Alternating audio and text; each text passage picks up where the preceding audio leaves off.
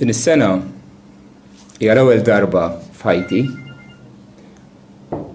li ma nistax immur nagħti bewsa lil ommi jew għall-inqas ngħidilha Happy Mother's Day. Però f'qalbi hemm aktar minn niket inħoss sens ta' gratitudni lejn Alla illi tani dan id-don matul ħajti li għal tant snin ħabbitni lili, lil-ħuti u lil-missieru wkoll u tant nies oħra. Ommi tibqa' f'qalbi bħala xempju tal-imħabba t'Alla. U jekk wara dan il-messaġġ toħroġ minn hawn u tgħid mulej, grazzi għal ommi. Għax f'ommi nara kemm inti tajjeb int u kemm kont ħanin miegħi f'din l-għotja li tajtni. Iva, ejja niftu l-kelma t'Alla biex napprezzaw id-doni tiegħu. Mod partikolari llum id-don tal-omm. L-ewwel darba li tissemma l-omm fl-Iskrittura huwa fil-bidunet fil-Ġenesi. Ir-raġel jgħidilna iħalli lill-missieru u lill-ommu u jingħaqad ma' martu u jsiru ġisem wieħed. Żewġ veritajiet. Kif inhi mibnija l-familja? Il-familja tibda meta għandek raġel u mara illi jingħaqdu flimkien fi żwieġ. U mill-unità tagħhom u mill-imħabba tagħhom bil-grazzja t'Alla jiġu tfal. U dawk it-tfal imbagħad ikunu mrobbija mill-istess ġenituri illi nisluhom u ġabuhom fid-dinja. Dan huwa il-mudell li Alla mill-bidunet għamel għall-umanità kollha. Mhux biss għalina l-Kristjani ma l-kulħadd. U dan hu li nara b'mod ġenerali fis-soċjetà fid-dinja kollha. L-omm għandha din is-sejħa partikolari illi fija jitnissel il-ħajja. U għal disa' xhur sħaħ tat il-ken li dik it-tarbija f'Ġufa sakemm jasal il-mument illi rrid ngħid bit-tbatija wkoll twelled dik it-tarbija fid-dinja. U minkejja tbatija kollha li tgħaddi minnha l-omm fit-tqala, l-inkonvenjenzi kollha ta' tqala, it-tbatija ta' twelid kultant anke llum imutu nisa waqt it-twelid. Imma minkejja tbatija kollha meta l-omm tieħu dik it-tarbija f'idejja tibki bil-ferħ.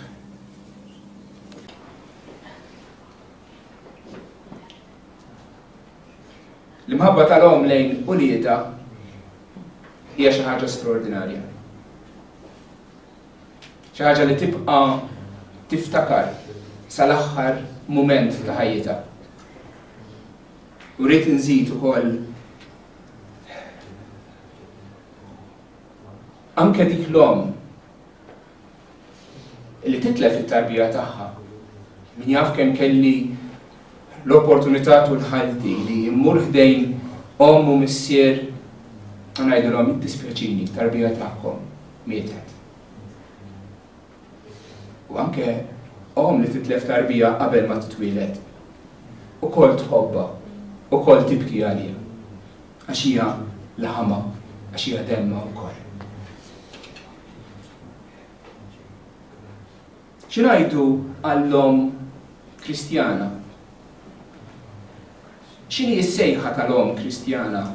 Intom li intom ommijiet u intom insara. Għall-ommijiet l-oħra intom imsejħin biex tibdlu n-nefi tat-tarbija tagħkom u tisquha u taraw li ma jonqosha xejn u li meta tqum bil-lejl tqum tara x'għandha bżonn. Bħal kull l-om intom msejħin biex tajnuha titgħallem, titkellem, tagħmel l-ewwel movimenti tagħha, l-ewwel passi tagħha, tajnuha biex tħarbex l-ewwel ftit kliem, toqgħodu magħha għall-homework tipprovdula l-ikel, taħsluha, tagħtuha bejta d-dar sabiħa kemm jista' jkun nadifa, ma tistax tibqa' nadifa daqskemm kienet qabel ma ġew it-tfal, imma reasonably clean. U li tinkwetaw meta it-tarbija hija marida u tinkwetaw meta hemm il-bullying l-iskola u tarawha tikber u jgħidu li meta jkunu żgħar għandek uġieħ ta' ras bit-taħbit u bit-qandil u mbagħad la jikbru jgħidu uġieħ ta' qalb ukoll għaliex il-ġenituri u l-uliet mhux dejjem jibqgħu jaraw għajn majn u jkun hemm ċertu diskwit iva li hija xi ħaġa li tiġri u l-om tbati.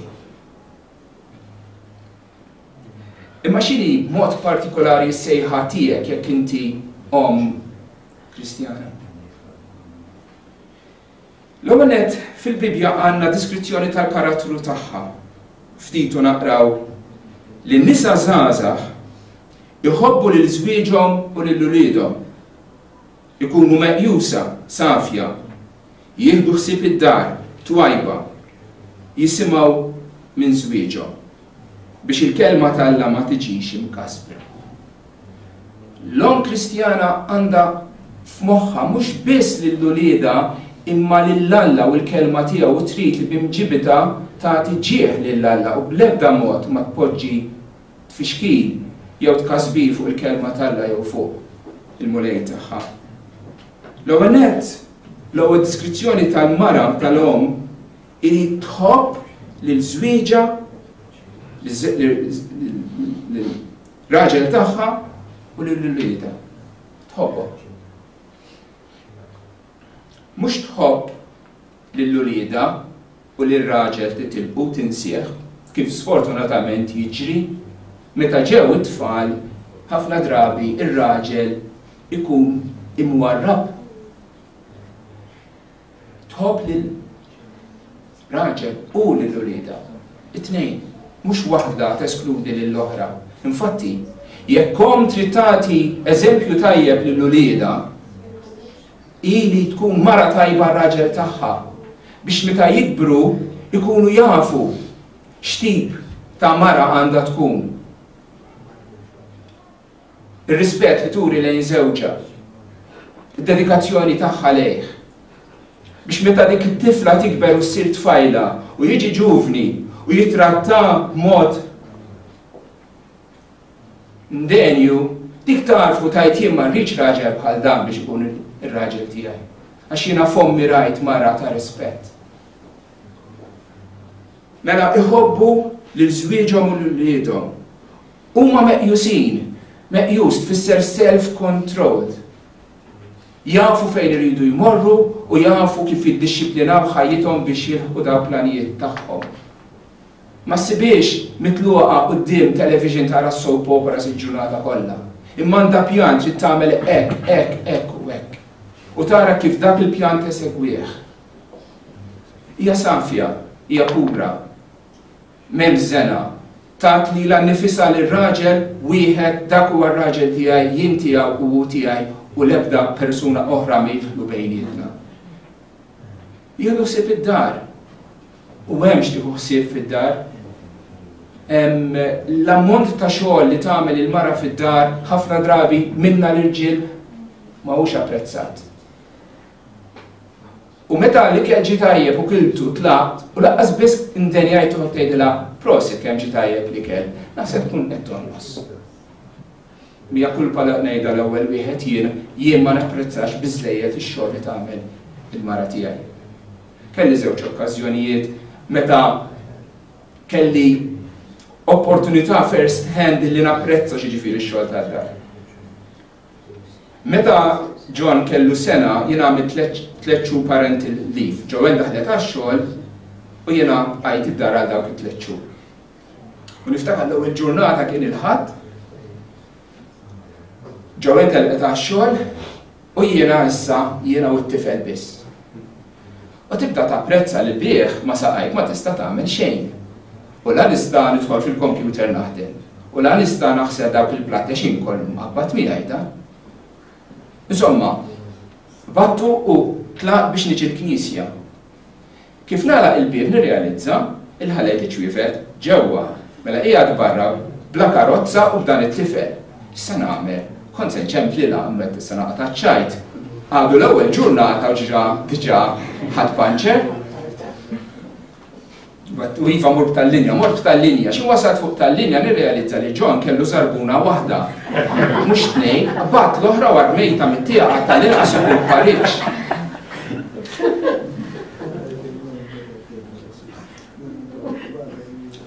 Kelli okkażjoni oħra, meta Mari weġġet kisret saqajja u għamlet tliet ġimgħat l-isptar, miskina mbendla minn sieq waħda tiftakruha.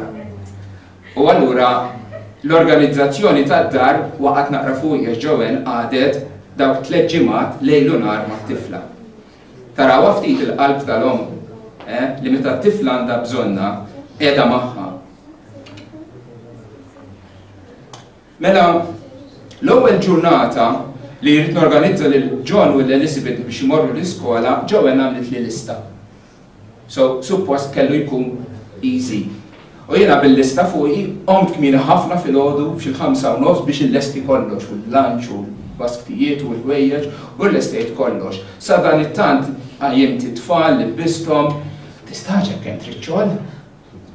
8:15 qed il-lejt, ejjew mmorru John, Elizabeth tlaqna. Neżlin it-taraġ. Elizabeth, papa. Elizabeth mhux issa. Papa, Elizabeth mhux issa qegħdin tard. Papa m'għandi żarbu. Għax il-mara tiegħi ma niżlilix fil-lista di. Le jibsa. Li taħdem fid-dar huwa xogħol illi ma jidirx, illi tnadda fil-kċina ddum sa'tejn biex ġubart kollox, sija wara kollox imqalleb ta' taħt fuq. Vera? Iva, fost ix-xogħol li tagħmel il-mara hija li tieħu ħsieb id-dar. Mbagħad isemmi li hija wkoll twajba, hija ħanina, kind bl-Ingliż. Kind mal-mod kif iġġibruha mawlieda. Kif weġġaw, x'taħseb li fejjaqhom meta weġġaw u mbarxu jew xi tfejjaqhom. Ejja ħieħdej mama, tagħtiha bewsa u jgħaddina f'kemm inni ngħidlek. Dik iċ-ċertu ħlewwa. Kemm hi sabiħa. Anke dik il-mara li qara fuqha Andre hija ħanina mhux biss mawlieda, imma ma dak li huma foqra, dak li huma fil-bżonn. Il-ġenerożità tagħha toħroġ il-barra mill-ħitan tad-dar tagħha. Imbagħad l-aħħar ħaġa jisimgħu minn żwieġhom. Minkejja illi fuq il-medja jisimgħu illi l-mara għandha tirribella u tqil fuq tagħha u tikseb id-drittijiet tagħha, ngħid jien il-mara Kristjana tikseb id-drittijiet tagħha meta tara fil-pożizzjoni tagħha fiż-żwieġ. Kif iridu Alla jrid li jkun hemm dik l-unità u dik ir-rispett tal-mara lejn ir-raġel tagħha bħalma r-raġel huwa msejjaħ biex iħobb lil martu bħalma Kristu iħobb lill-Knisja. F'dan il-kuntest il-mara għandha żewġ oġġettivi li fir-relazzjoni tagħha mar-raġel flimkien tesebixxi l-unità li hemm bejn Kristu u l-Knisja tiegħu. Hija parabola ħajja, hija xbija ħajja, relazzjoni tagħhom hija xbija ta' Kristu u l-imħabba tiegħu lejn il-Knisja u r-relazzjoni ta' Kristu mal-Knisja. Imma aktar minn hekk, ix-xewqa tal-om Kristjan ma hux biss li tfal jikbru b'saħħithom u li jsibu ġob u li jedukaw ruhom, tagħthom il-ħajja iva u tridhom li jirnexxu u tagħmel minn kollox biex tinkoraġġihom u timbutthom il-quddiem.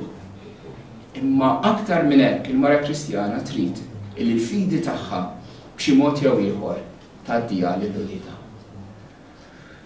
L-om Kristjana titlob għal ħafna affarijiet u għal meta huma morda u meta għandhom l-inkwiet u għat-tfal tagħhom biex il-mulej ħarisom mid-tiġrib u mid-batijiet li jista' jkollhom u minn xi accident.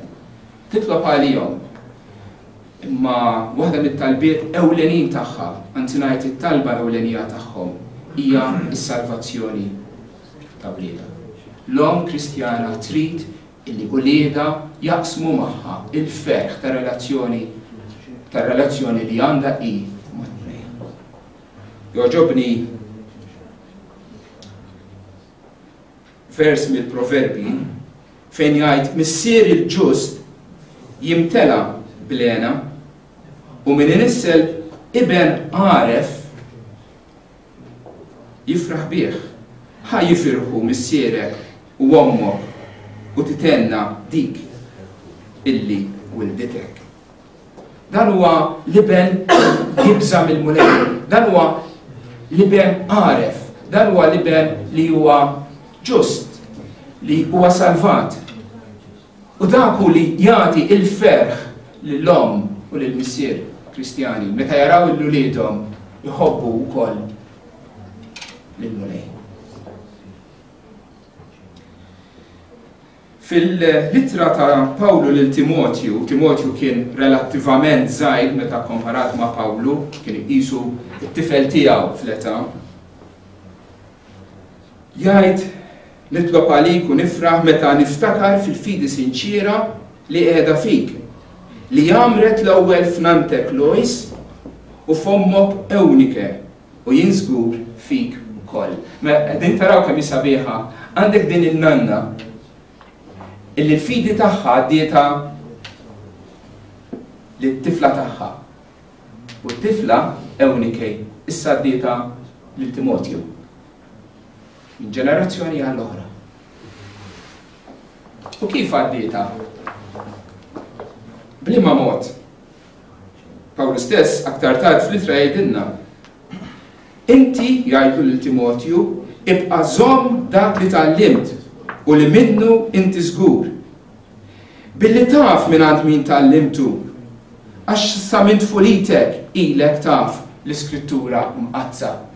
Minn meta kont għadek naqra ta' toddler, ommok bdiet talmek, ommok unantek fil-każ tiegħu l-iskrittura. Li nagħmlu l-iskrittura, li l-om tallem l-iskrittura li tfal tagħha huwa wieħed mill-isbaħ privileġġi li għandha għax permezz tal-kelma bniedem jista' jasal għall-għarfien tas-salvazzjoni permezz tal-fidi li fi Kristu Ġesu. Bit-tagħlim, imma mhux biss bit-tagħlim formali li poġġejt bil-qiegħda u rajt l-iskrittura mat-tfal u għattilhom il-katekiżmu u għallimthom l-istejjer tal-iskrittura kif tagħmlu intom hawn bħalissa fis-Sunday School u fid-dar. Imma lil Pawlu jgħidlu għax inti taf mingħand min tallimthom. Inti dak li għalmuk il-ġenituri tiegħek li talmitek ommok rajtu eżemplifikat fil-ħajja tagħha. Hi wkoll kienet temmen, hi wkoll kienet tħobb lil Kristu, hi wkoll kienet iżżomm sod mal-Iskrittura. Mela kompli inti. Fejn bdiet ommok issa kompli inti wkoll. Dan ħbib tiegħi huwa lan, dan huwa lan tal-om Kristjana għall-ulieda. Iva li tnissilhom u tagħtihom il-ħajja u trabbihom fiżikament imma wkoll spiritwalment. L-om Kristjana titlob, tgħallem u teżemplifika fil-karattru fl-imġiba tagħha il-ħajja Kristjana għat-tfal tagħha. L-ewwel għadtu nerġa' ngħid li tkun om hija sejħa għolja, sejħa li titlob impenn sod, sejħa li titlob sagrifiċċju.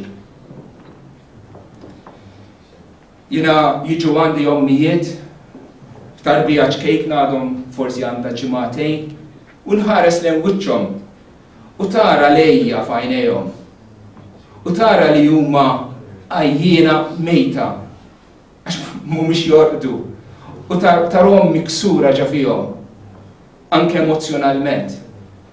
Rrid ngħid ukoll li minkejja dan kollu xorta waħda jkunu ferħanin. L-ironija, il-dikotomija bejn li tkun għajjien u xorta waħda ferħan. Li m'intix torqod bil-lejl u xorta waħda għandek dik il-ħajja ġo fik għax għandek fidejk tarbija ġdida. titlob ħafna impenn.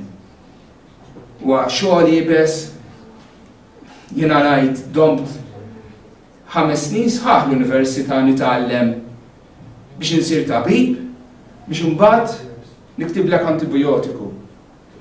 Biex nara grizmej ħomor niktiblek antibiotiku. Kieku nista' mhux 5 snin imma 10, 20, 30 sena għandek bżonn kors biex titgħallem biex tkun om jew missier tajjeb. Ħafna aktar komplikat, ħafna iktar diffiċli li trabbi tfal. Irid ikollok erf ta' Salamun. Fid-diffikultajiet li jiġu bihom, ċirkustanzi li tinqala fihom, erf. Għandek bżonn is-saħħa ta' Sansun. Kemm ommijiet illum ibatu b'darhom bit-qandil ta' wliedhom. U letteralment jaħlu saħħithom biex irabbu l-tfal tagħhom. Għandek bżonn paċenzja. Għax għandek tfal li huma żgħar immaturi u kultant huma mqarba, kultant huma midimba wkoll. U rrid ikollok paċenzja ta' ġobb. Għax kif ikollok tagħmel dak li tħoss għandek tagħmel, probabbli ittajjarhom minn quddiemek. Imma le dik il-paċenzja tipprova iġġib l-tfal tiegħek li jgħixu sew, li jagħmlu sew, li ibidlu l-imġiba ħażina tagħhom. U fuq kollox għandek bżonn tant u tant imħabba.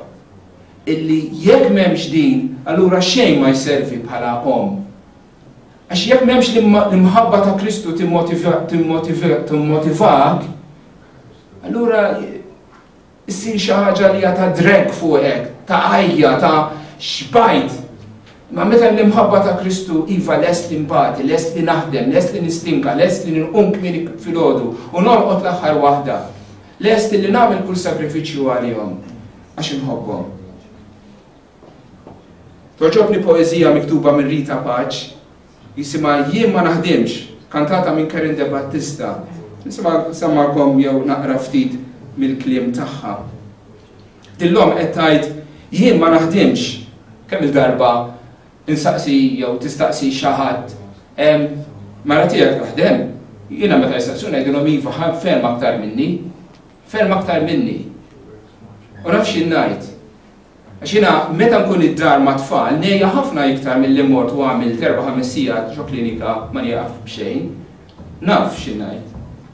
L-om taħdem, ħafna taħdem, m'għandix paga, imma taħdem, mhix impjegata, m'għandix karriera, imma taħdem. U taħdem ħafna.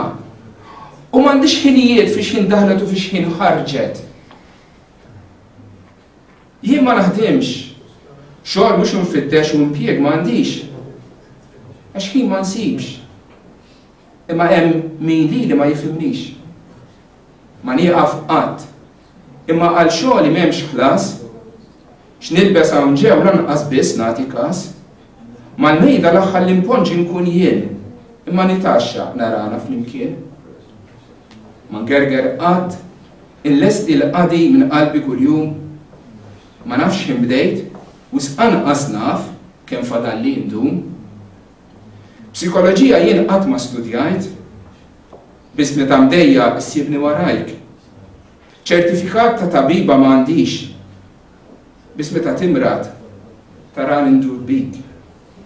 Jien ma naħdimx, imma ma nieqaf qatt, festi m'għandix lanqas is-sibt u l-ħadd, m'għandix karriera għax ħadd dan ir-rwol.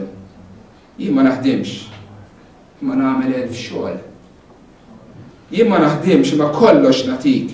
Jekk ma jien xejn jien kollox għalik. Bejn dal-ħitan ngħix għalik u għażżar. Jien ma naħdimx għax jien mara tad-dar. Jien ma naħdimx. Imma nixtieq li tapprezzawni aħjar. Ma jimpurtax. L-aqwa li naf li tinsabu kuntenti fid-dar.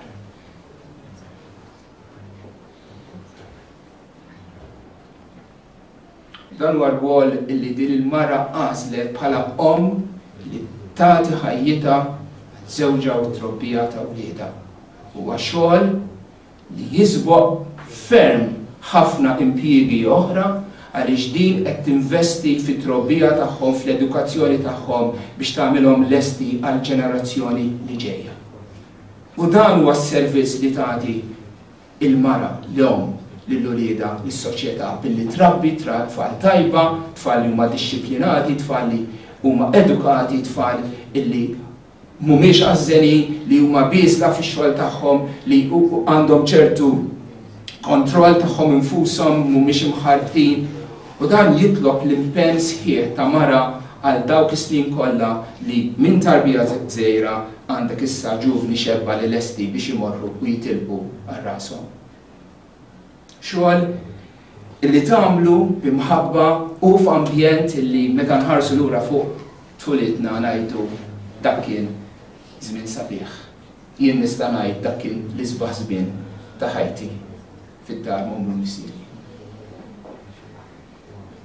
Sfortunatament, u dan ngħidu bidwejja meta nħares lejn kif qiegħda tiżviluppa s-soċjetà Maltija ma narax li l-om hija apprezzata u l-rwol tagħha bħala om huwa apprezzat kif għandu jkun apprezzat.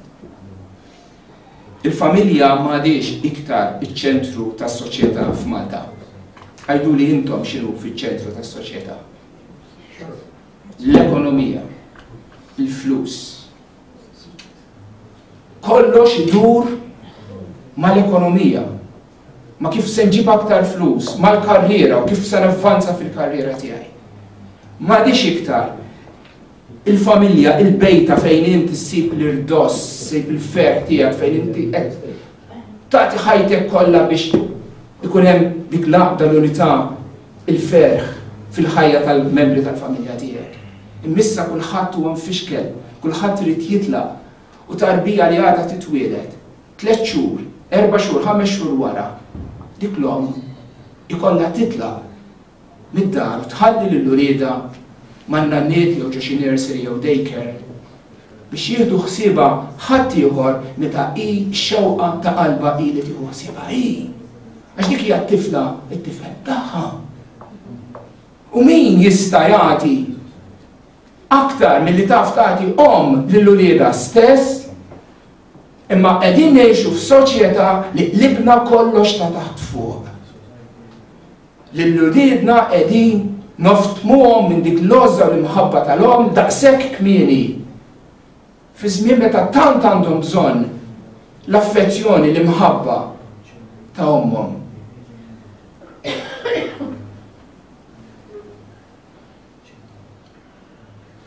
U naf, għax jiena dan niltaqa' magħhom kull ġimgħa. Nisa li bidmuh f'għajnejhom jgħiduli ħajkolli nidħol lura x-xogħol.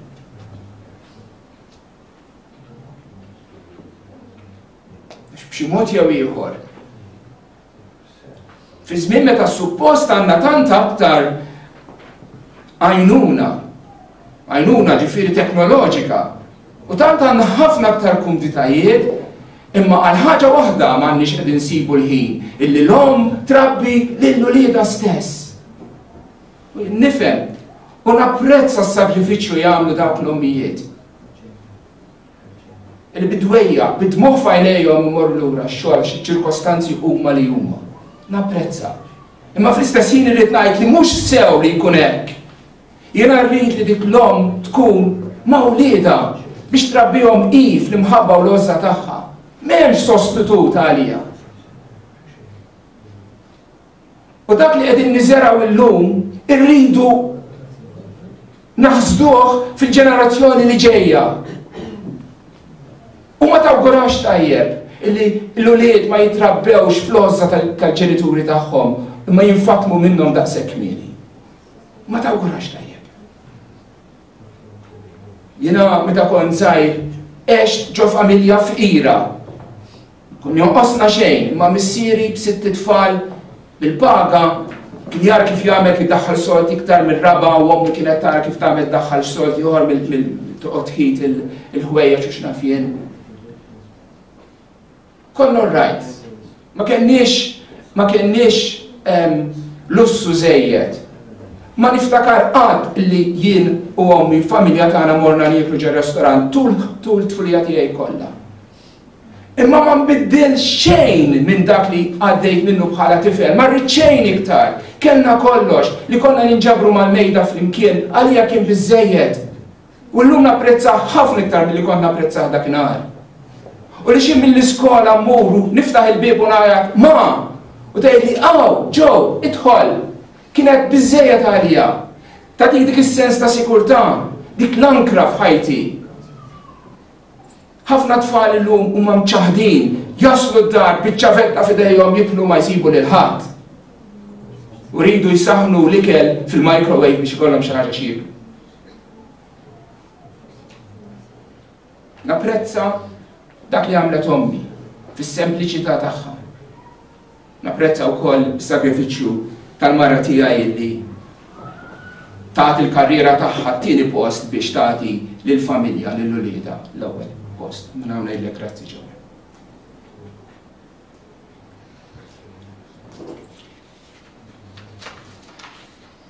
Irrid ngħid issa nħares lejn l-om mill-perspettiva tagħna l-ulied.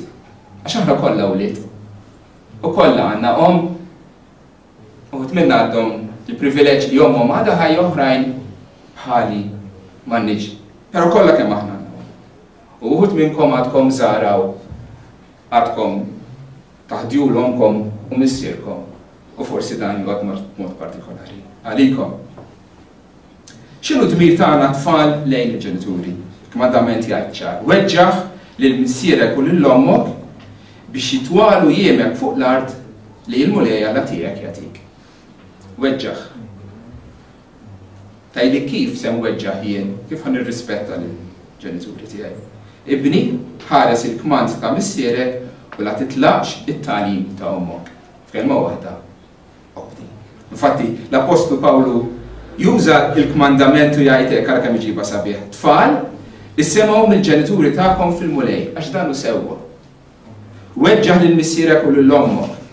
Dan hu l-ewwel kmandament b'weda biex jaħbatlek tajjeb u tgħix ħajja twila fuq l-art. Huwa sewwa li tisma' mill-ġenituri tiegħek. Huwa tajjeb li tordihom. Naf qed tikber, hux vera. U għandek l-idea tiegħek u sew, u l-ġenituri tiegħek iridu li l-ulied jimmaturaw u jaħsbu għalihom u jieħdu deċiżjonijiet għalihom. Meta tkun baby, l-om il-missier jieħdu kull deċiżjoni għalik. Imbagħad tibda tikber u bil-mod il-mod jibdew jagħtuk iktar u iktar libertà biex jitrejnjawk biex inti issa tieħu responsabilità personali għalik innifsek. U hopefully by the time jkollok qisu 18-20 sena jkunu jistgħu ħalluk titlaq minn ġol bejta kompletament.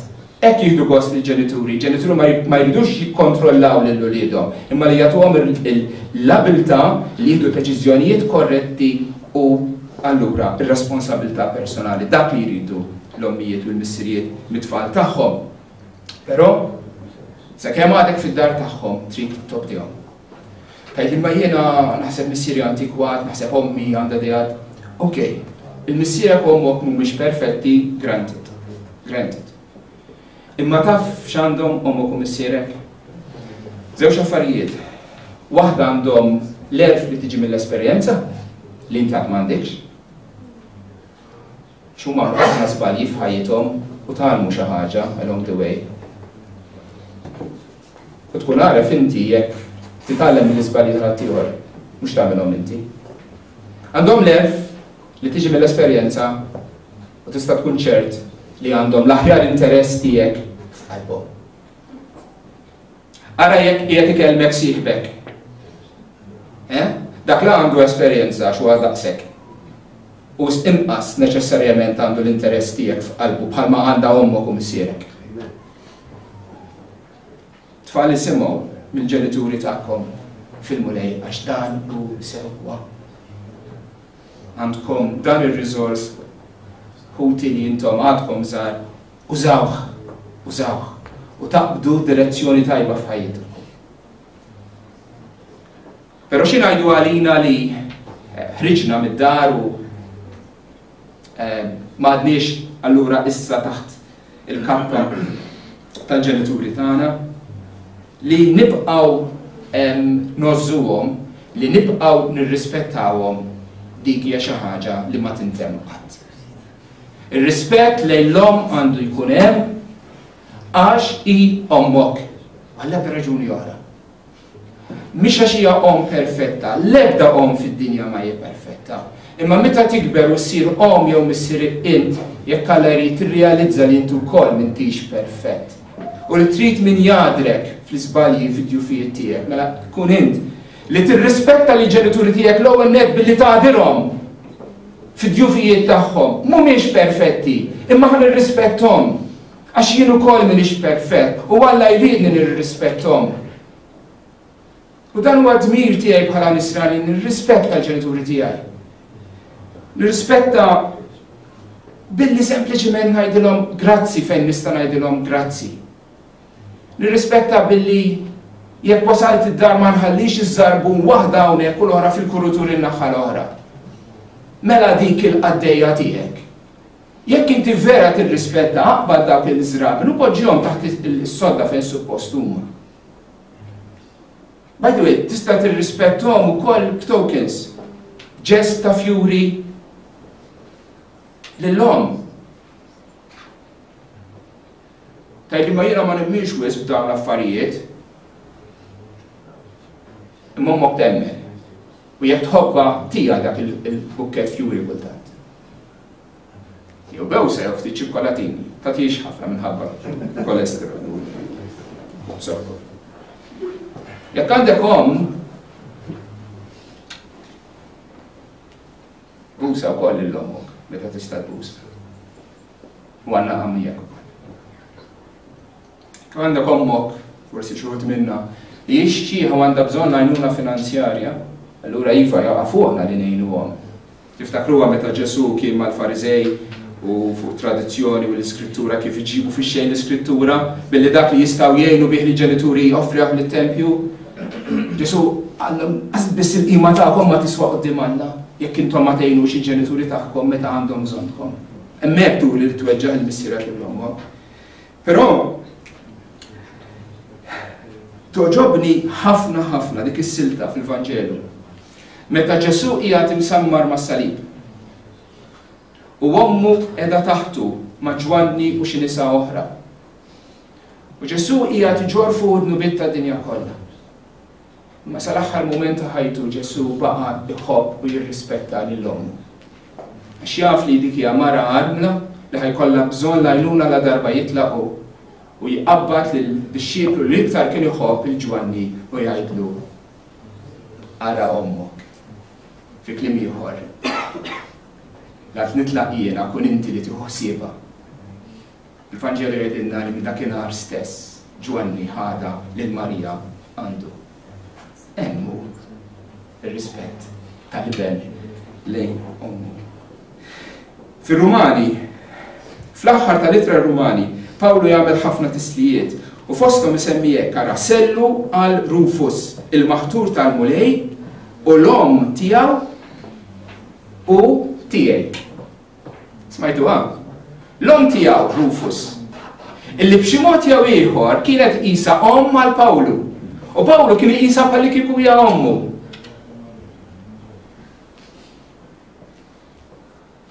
Kien jqisha bħalli kieku kienet ommu. U jiena għandi dejn kbir illum lejn dawk illi apparti għal ommi imma meta ġejt Malta u allura inftamt minn ommi kien hemm nisa li qamu biex isiru ommijiet għalija.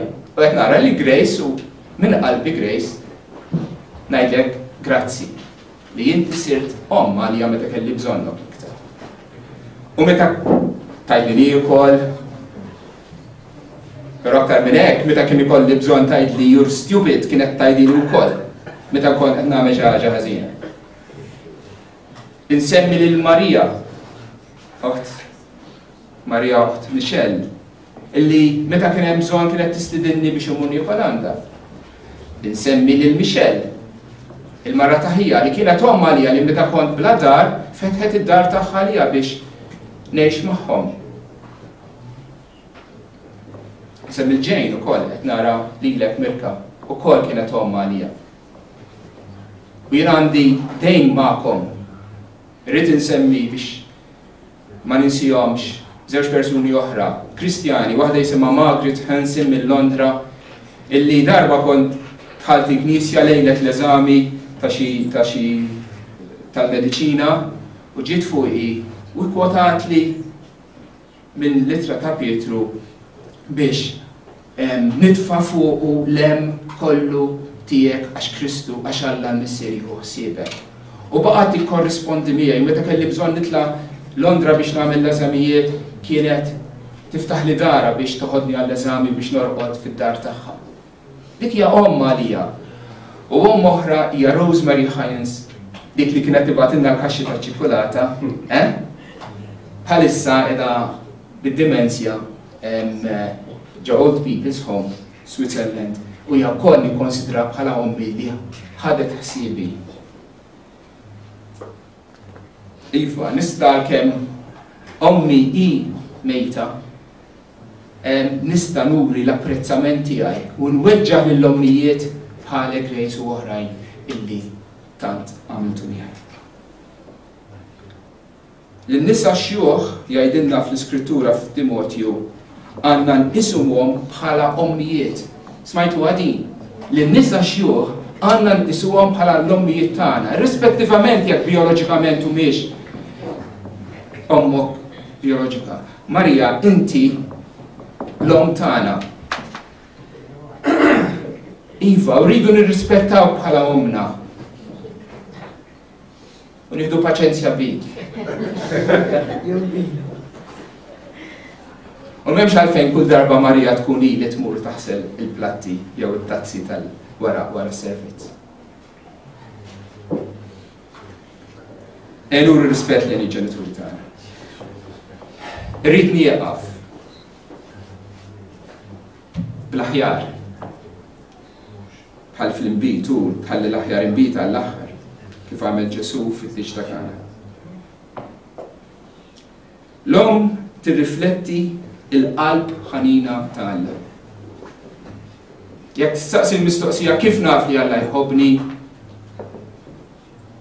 waħda mit-tweġibijiet li għandek tagħti hi Alla tani om. Għal wieħed li jommu tfarġu hekk infarraġkom jien, jgħid il-Mulej Alla. Il-faraġ li tagħti lill-om lit-tfal hija simbolu, hija tifkira tal-faraġ, tal-ħniena, tal-ħlewwa li Alla l-Missier jagħti lilna bħala wriedu. Meta kont żgħir fil-lezzjoni tad-dottrina għallunna isma' ara fejn huwa tajjeb li għandek titlob lil Marija. Għaliex Marija hija omm u bħala omm tifmek, tadrek, hija ħanina, hija ħelwa. Aħjar titlob lilha biex imbagħad hi tgħid lill-bina u mbagħad taqlalek hi l-bżonnijiet. Hemm ftit verità fiha dak l-argument ta' għax verament l-omm hija ħanina u ħelwa. Imma wieħed jiddispjaċih kif ikun kapaċi juża verità biex jgħallem ereżija. Għaliex jekk ommi hija ħanina u ħelwa, min għamilha ħelwa u ħanina? Min? Alla l-Missier. Kif mela tgħid ma mmurx nitlob lil Alla l-Missier? Meta hu lajn ta' kull ħniena u ħlewwa u mħabba.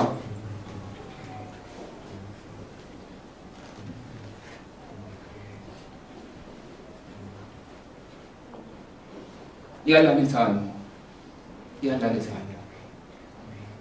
U naraw fomna xbija żgħira imma korretta ta' mħabba wisq iktar kbira, infinitament ikbar u wisbaħ l-imħabba tal-Alla l-Missier ejja nersqu lejh bla biża'.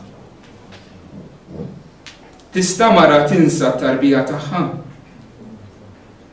li ma tħenx għal binġufa. Dija mistoqsija li jagħmel Alla. Weġib għalik innifsek. Tista' mara tinsa t-tarbija tagħha li ma tħenx għal bin ġufa.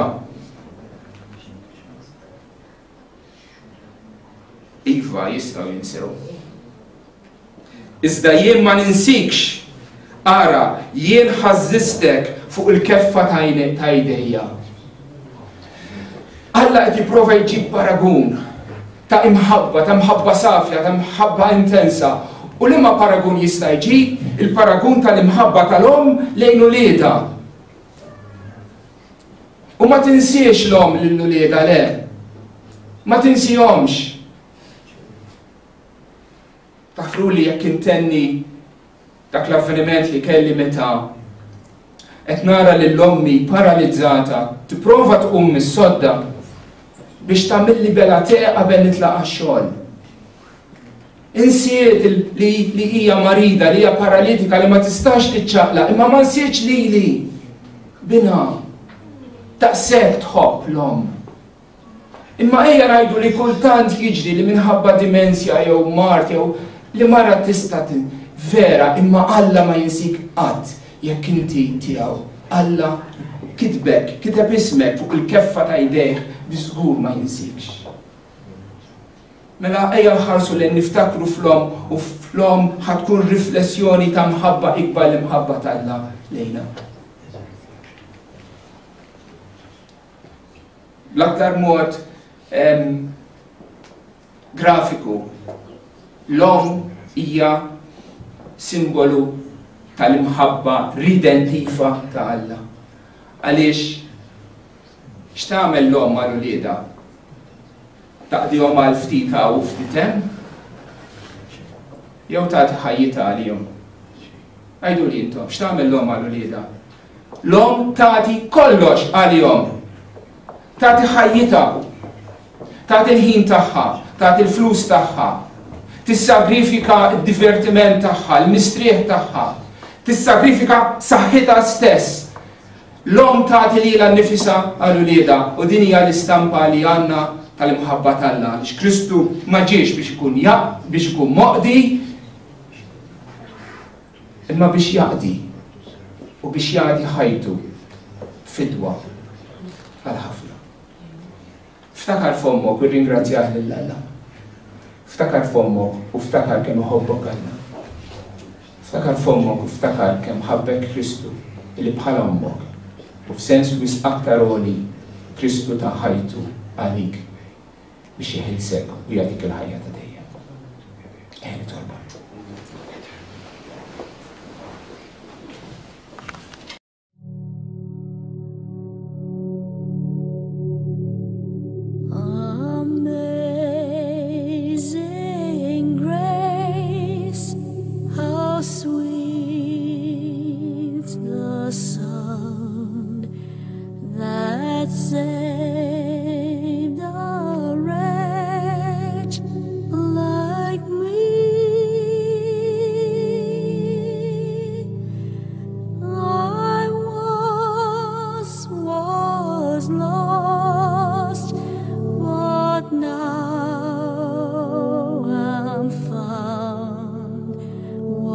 Blind, but now